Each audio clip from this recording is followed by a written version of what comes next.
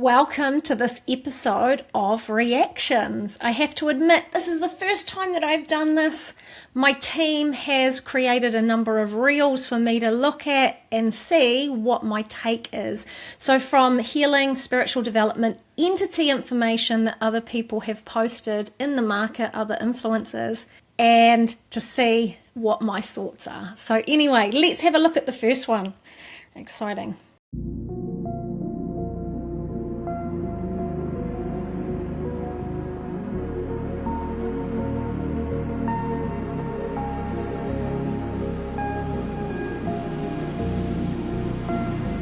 Take all the time you need, just don't take your life. The essence of it is beautiful. I see that they're talking in the write-up about healing trauma, about trauma bonds, about inherited influence, and how when you heal yourself, you break that cycle. Yes, that is essentially correct, but what if it is something that you cannot cry your way out of? Feel the emotion and release it. What if it is a high sentient controlling being that has created a fracturing through that whole inherited family line, and no amount of that healing will set you free, because it is about command and spiritual authority. Unfortunately, I see this all the time. I see especially a lot of abuse through childhood carrying very, very, very dark faces behind it. And people will spend their life focusing on the person to create a re-regulation, to do healing, to do forgiveness, to do release, and it's not even about that. There are higher beings that enslave, deregulate, even manipulate thought patterns and processes to have someone feel that way. And so you need to have somebody that works with high multidimensional interferences to reclaim that pathway. Sometimes there's a lot more to healing than what's being said. Let's look at the next one. Know a dark entity. They're never to blame for anything. They're always right, they're always perfect, and no matter what happens, it's your fault. Doesn't really sound like she's talking about an entity, even though she's relating it to that. She's literally talking about a relationship with a person that's obviously carrying interference in her eyes of viewing it that way. Those types of behaviors are generally narcissistic. I have to admit, I'm a little bit tired of the conversations in the world lately. Every next person is a narcissist. I deal in the realms of healing these types of energies or relationships, and you can tell true narcissistic relationship via the high multidimensional interference that is attached to it. So the fact of saying an entity is never to blame is always right. They are manipulative and can manipulate conversations, although please don't be talking to entities. It's not something I recommend. There is very, very set ways of working with entities, and it holds very, rules that create safety. But she's not even talking about an entity. She's just talking about people in poor relationships. And again, for everybody else, it's easy to blame somebody else. It's easy to do those things. And they're just coming from their own trauma. But entity interference is a little bit more involved than simply that.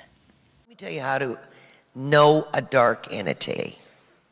They're never to blame for anything.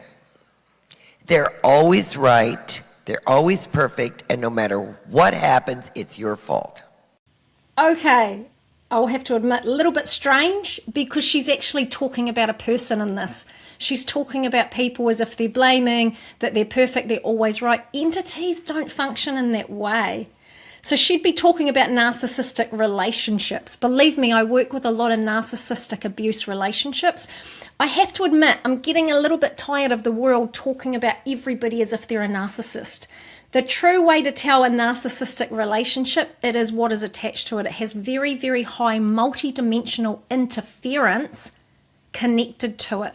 Entity interference is a little bit more, I'm just joking here, a lot more involved than what she's talking about. She's just talking about bad relationships, basically. There are forces on this planet that are siphoning human energy, that know how to manipulate humans. Most people are puppets. If you're not in your body, if you're not connected to your soul, if you don't have a practice, if you don't have faith or whatever your belief is, a grounding rod, if you don't have connection to love, then... Yeah, I would completely agree with this. There is definitely so many different types of entities that we are like an energetic source for them, and they do cipher energetics. They also steal unclaimed gifts. And, you know, you're probably being hijacked in a really deep way. I practice every single day. My whole world is about sovereignty, spiritual sovereignty, and I still get hijacked to this day. So imagine someone who puts no effort into it, who's eating Twinkies and pizza and drinking beer, sitting and watching TV and jerking off every day and watching all their spiritual energy cannot be created nor destroyed. Their energy is going somewhere else, and something is siphoning it. And when you wake up, can you actually understand that there are things that feed on humans? I understand what he's talking about. He's basically talking about your body as a temple, and to honor it, and the more connected we are, like definitely sovereignty is what we're all trying to achieve, right? Sovereignty is our right to enact our destiny without interference. But part of this, it feels like he's kind of just fat shaming and saying don't eat pizzas and Twinkies. I promise you an entity's not going to attach from just eating a piece of pizza. And you know what? Shock horror, I'm going to tell you. I'm going to tell this guy that people will hold spiritual practice. They will go and do breath work and meditation and go to healing circles. Guess what? There is more entity interference in spiritual healing circles than anywhere else.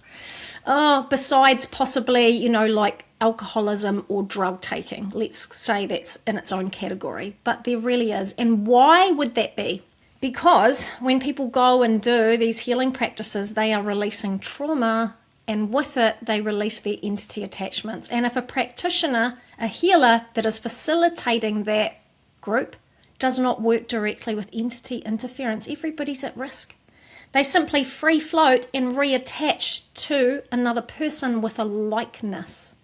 Now, just living in our heart space, there's so many levels to sovereignty, it's not enough. Like, you don't understand, you could have programs running that create transference endlessly for you. You really need to understand the mechanisms behind entity interference. It's not as simple as what he's saying. So, this book here, The Truth Behind Entity Interference, please, honestly, if you want to know more about the in-depth nature of entities, how they attach, why they're there, all of these things, please, all of the information's in there. And even, you know, there's a pathway if people actually want to start learning how to navigate and work with these energies safely.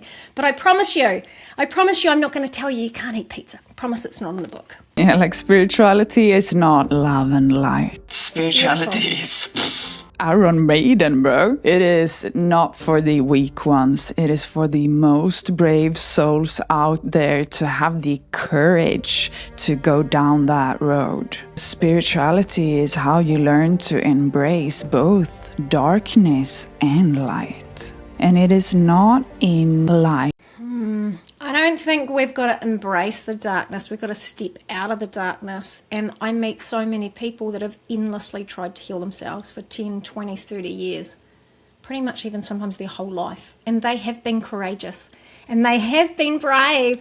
But when it comes to high multidimensional interference, if you can't see it, you can't reclaim your rights. And you can be endlessly working in the darkness, trying to find the light. Light that we get enlightened, that is in darkness. So in that darkness is where you find your strength.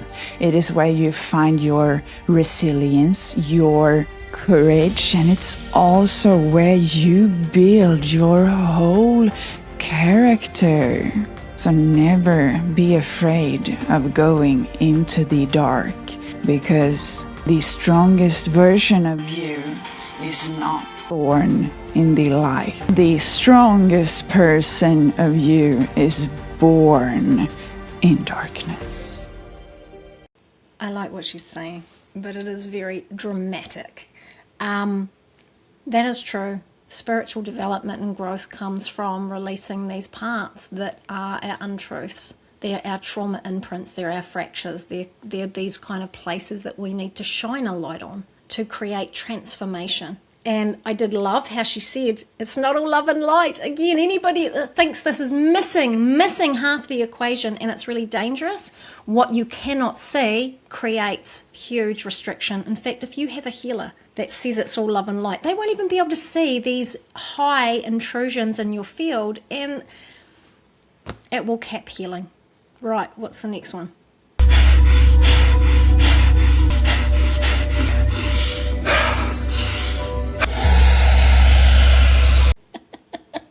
Sorry, it says, watch me blast off into the quantum in 18 seconds. Sure.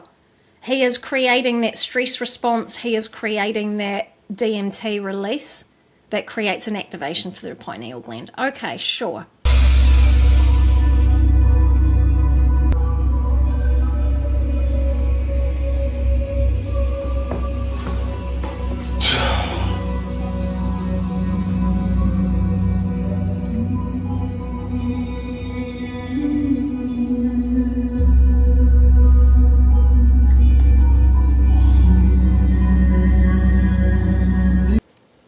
Ooh, he's basically saying that you could create that experience through your own energetics, 100%. So glad to see he's not using hallucinogenics to create that state, because that creates even like a split from consciousness, and that can have you end up with a whole lot of entity interference. It's really vast. But this, technically, sure, there is an experience and there's this elevation and that, you know, he's kind of creating this re-regulation in self. But you don't just get to magically up level. You don't just get to visit this, whatever he talked about, this quantum plane, and suddenly, like, everybody's talking about doing these big DNA activations, these, you know, multi-dimensional tuning into these energies. You know what? You can't bypass healing. You have to look at your own trauma imprints. You have to look at your own neurological deregulation. You have to hear the higher relevance to trauma, to healing, to advancement. You don't just get to sit in frequency like that and suddenly just be elevated. There's so much more to it. And unfortunately, if there was entity interference, that's going to do nothing. In fact, I have been to healing circles where they do this, and they do this whole big response, and it's like this up-leveling. Sure, people release trauma in it, don't get me wrong, but people in the room pick up so much more. I've seen people convulsing on floors, and it's being sold as a Kundalini activation. It is not. It is people taking on entity interference and having all of this stuff, transference, occur, and that is the restrictions that are showing, not some amazing activation or, you know, experience. So good on that guy, I guess, you know, if that's the way that he's having these experiences. But please, you can't bypass healing. You've got to understand it. There's got to be conscious awareness involved. Right, next one. You know, I'm an empath. And if you don't know what an empath is, look it up. Because you may be one as well. And this is why you are feeling the way you're feeling. I guess some of us are just...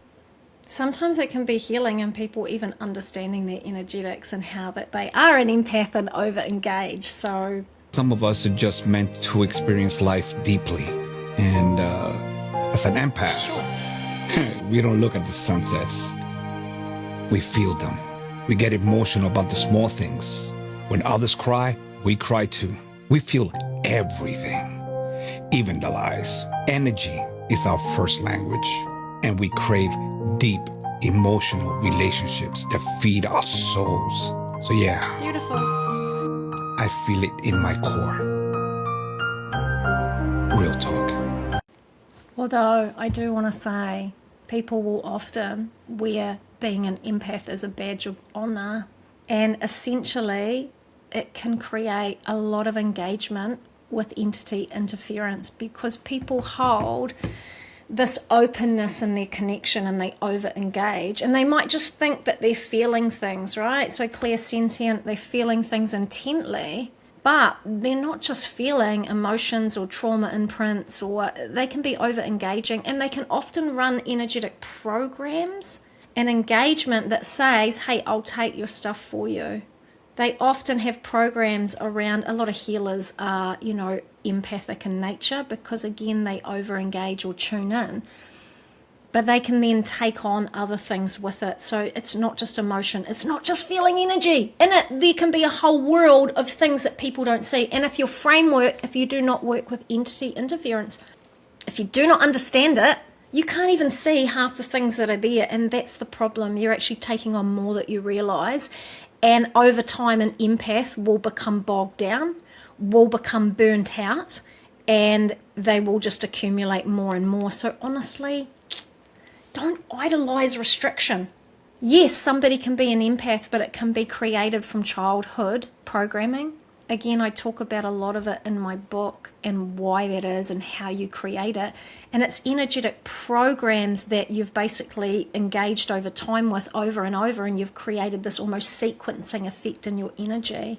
And over time, it will run you down. But these are restrictions. These are all things that we're here to work on and healing and shift and change, because anything in life that's creating a disservice and creating an overrun, picking up entity interference, there's ways to re-regulate it. And honestly, it creates a bigger decline in the background with these unseen worlds than the people actually even realize. So anyway, this was the episode of reactions. I hope you liked it. Would love to know your comments on some of these reels, or even what I've said. Maybe you've got questions that you want answered. Please drop them in the comments below, and I look forward to seeing you on the next episode of reactions. See ya.